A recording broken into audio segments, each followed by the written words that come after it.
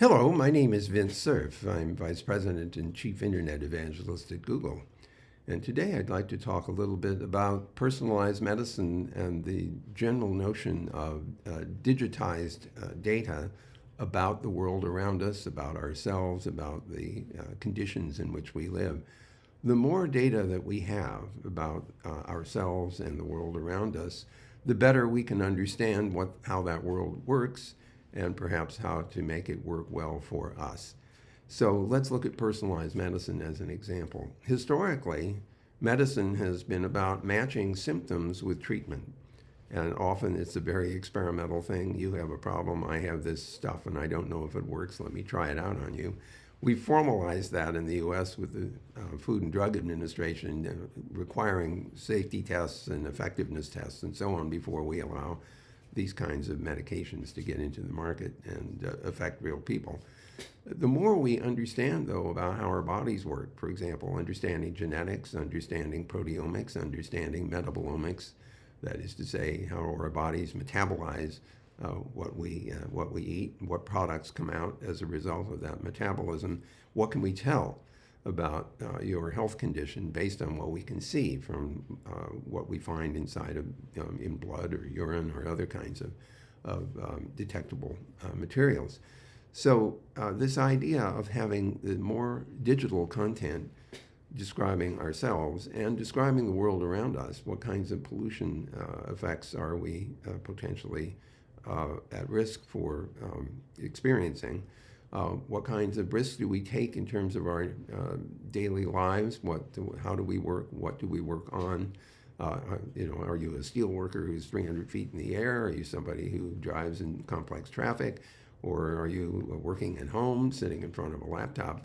You face different kinds of risks depending on what kind of work you do or what kinds of holidays you take. So the idea of having models of these complex systems, whether it's the way our bodies work, the way our societies work, the way our ecosystems work, having those models allow us to make some predictions about how they will behave under certain conditions. So I'm sure you've heard about the idea of creating a digital twin of something. Could be a city. How does a city work?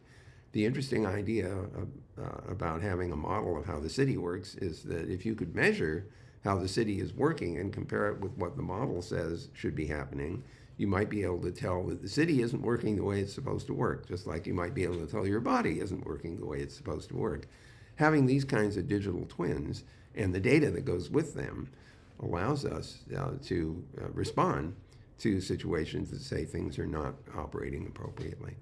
So this opportunity has now been reinforced by the arrival of very powerful artificial intelligence tools and techniques. These have been around for a while. Artificial intelligence has been something that's been studied since the 1960s. But I would say that after we got past the heuristic methods and then we got to expert systems, if-then-else kinds of clauses, to machine learning and now large language models, we're beginning to see a different way of implementing and understanding these kinds of very complex digital twin models.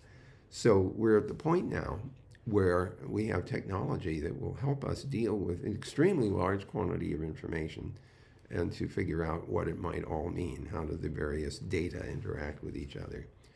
So the excitement in the community right now for artificial intelligence is a fever pitch.